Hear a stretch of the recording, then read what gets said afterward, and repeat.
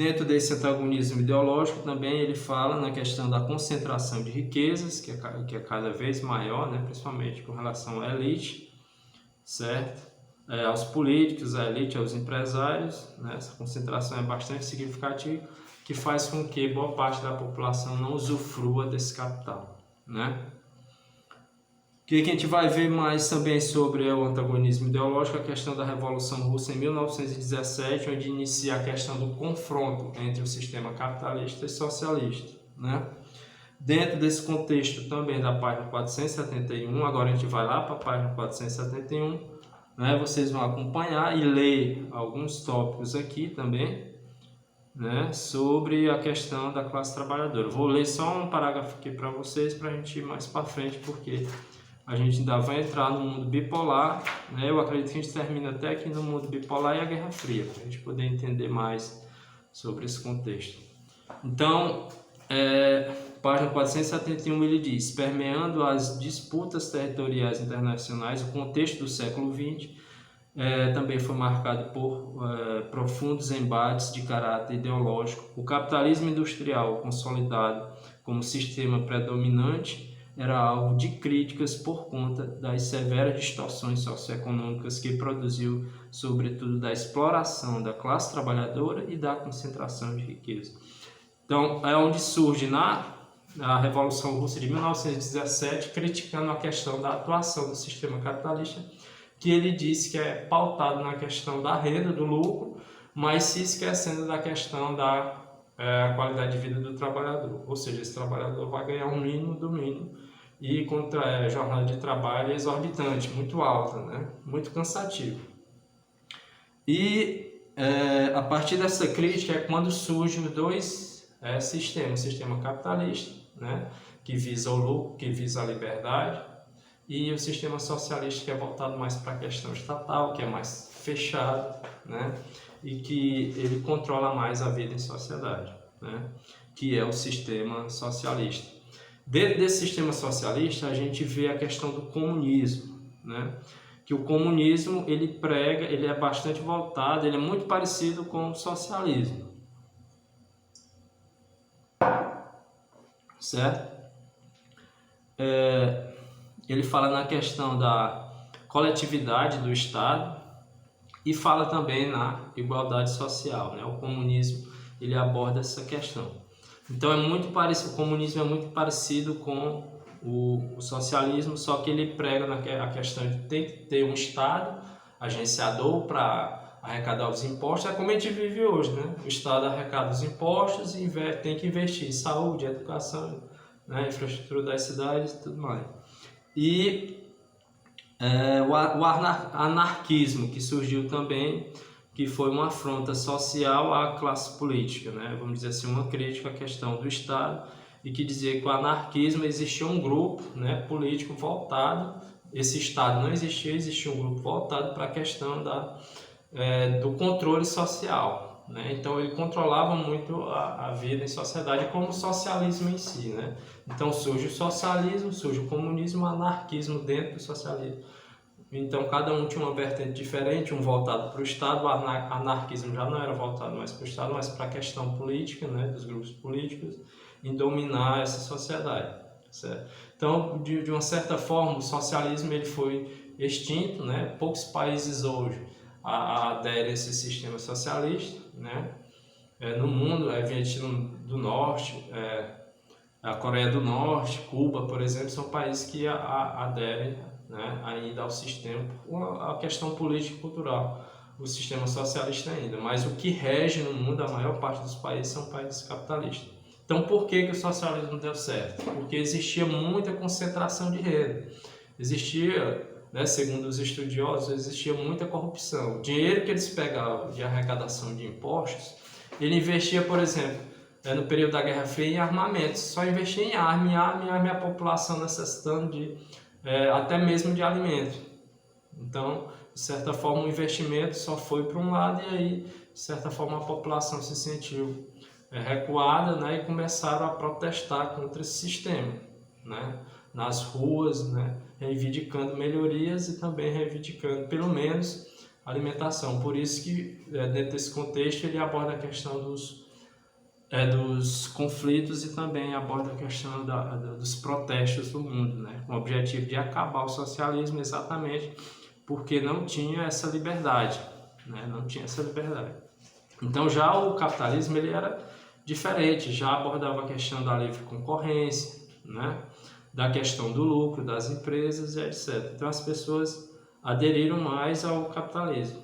E outra, dentro desse sistema das guerras mundiais, os Estados Unidos sempre foi um país que promoveu as guerras no mundo, né? Promovia as guerras, destruía aquelas nações, depois ia lá e fazia um empréstimo para eles, né? Em bilhões de dólares e também a longo prazo, né? Por isso que um dos motivos também que os Estados Unidos é uma das nações mais ricas hoje é por conta das guerras que eles promoviam, né? Eles promoviam, destruíam o inimigo, o adversário, depois reconstruía através de empréstimo aquelas nações e aí ele conseguiu, né, ser uma nação poderosa hoje, né, economicamente, certo? Por conta das guerras também, e não só por conta que a gente fala lá no início da aula do processo de colonização, certo?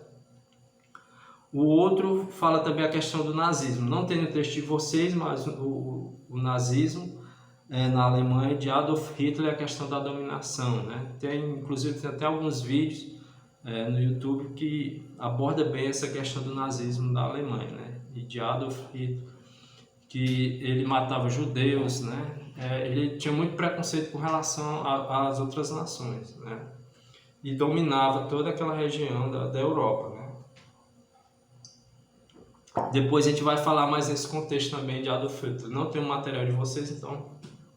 Mas fala também na questão do fascismo na Itália, né? Que foi outra vertente também voltada para essa questão do domínio de população. Mas sempre o sistema capitalista influenciando todas as nações, né? Então foi o estopim lá da guerra na Europa, concedeu empréstimo para a Europa, conseguiu erguer todos os países da Europa, principalmente da Europa Ocidental, né? E assim se tornou uma potência mundial, né? Estratégia. Assim também como os Estados Unidos entrou no Oriente Médio, né? Nas regiões onde há muito petróleo, né? No Irã, no Iraque, com pretexto de acabar com as ditaduras lá, né? Realmente existia, certo? Então ele entra com esse contexto, destrói muitas nações no Oriente Médio e acaba explorando as áreas de petróleo, né? Porque o petróleo você sabe que é um recurso de alto valor, certo?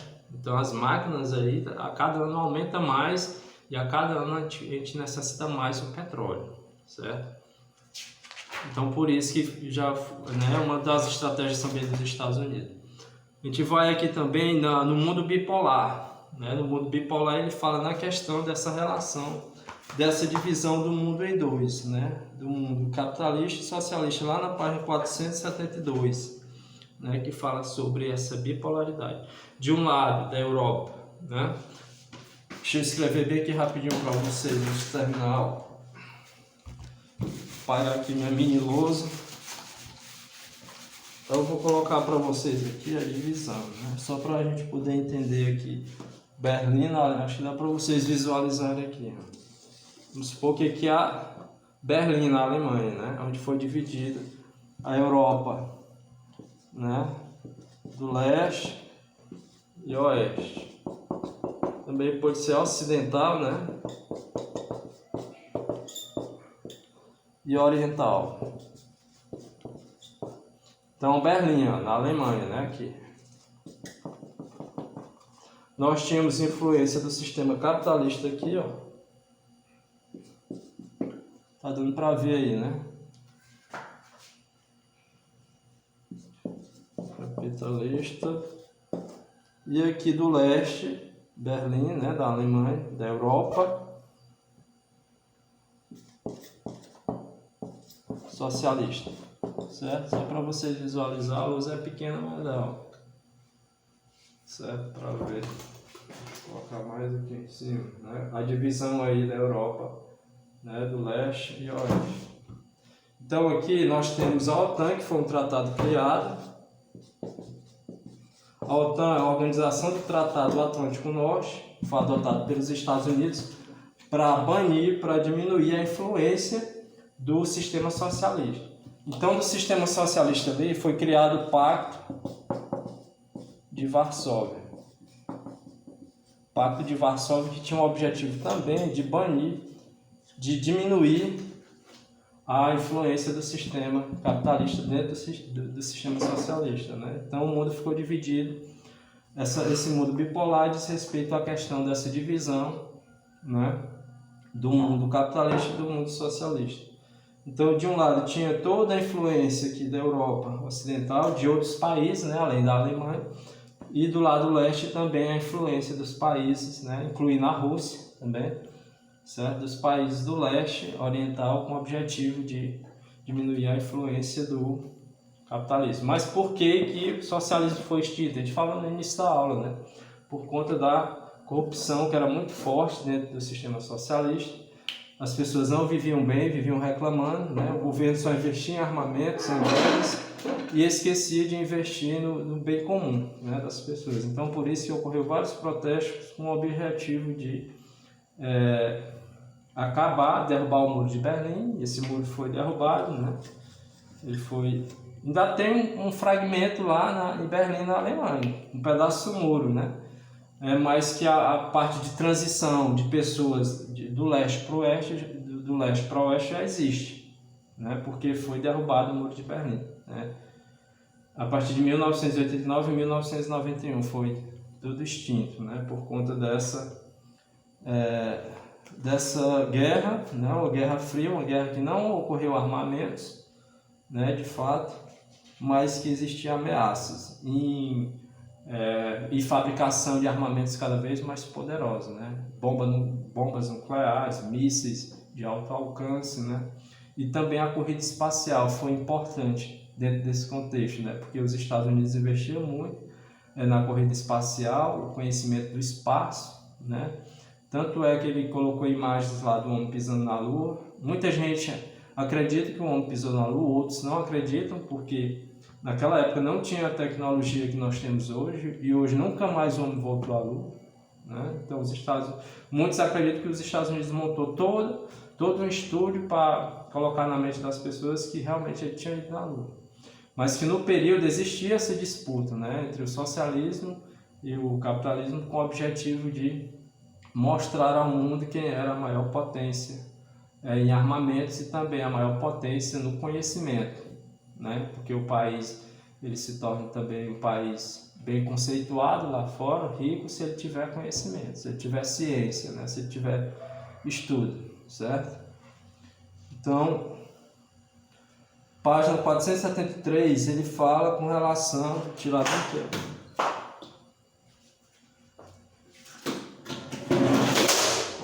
Caiu ali. Ele fala também com relação à Segunda Guerra Mundial, os Estados Unidos e a União Soviética, né? Da início eles saíram fortalecidos, mas depois, com essa divisão e com essa insatisfação da população da Europa do Leste, né, que a gente mostrou aí no quadro, que ocorreu o protesto e também o fim do sistema socialista, né? Aí fala mais sobre a Guerra Fria, lá na página 475 também, né? Ainda fala um pouco mais sobre a questão do desenvolvimento tecnológico, que ele inicia a partir de 1947 a 1991, né? Com o final da Guerra Fria, e as guerras que ocorreram, né? As guerras também da página 476, a gente vai até aqui, né? Depois a gente vai continuar na próxima aula. Para a gente falar um pouco sobre as guerras regionais que ocorreram também, né? Quer dizer, existia a Guerra Fria lá, a guerra de ameaça, mas também dentro desse contexto já existia a guerra, por exemplo, da Coreia, né? Então vou ler só um pouquinho aqui para vocês, porque a gente já está aí quase terminando a aula, para vocês analisarem. Quando foi libertada da ocupação japonesa após a Segunda Guerra Mundial, a Coreia foi dividida, ficando parte norte sob a influência socialista e a sul capitalista. Ainda hoje a Coreia do Norte é socialista, né? Então por isso que os Estados Unidos ainda hoje vem de vez em quando cutucando lá na Coreia, com o objetivo do entrave de uma guerra, né? Mas a gente sabe que a Coreia do Norte ela é bastante equipada com relação a mísseis, né? E também acho que os Estados Unidos têm medo de provocar uma guerra lá porque ela é muito equipada. O governo investiu muito em equipamentos modernos de tecnologia, principalmente de armamentos.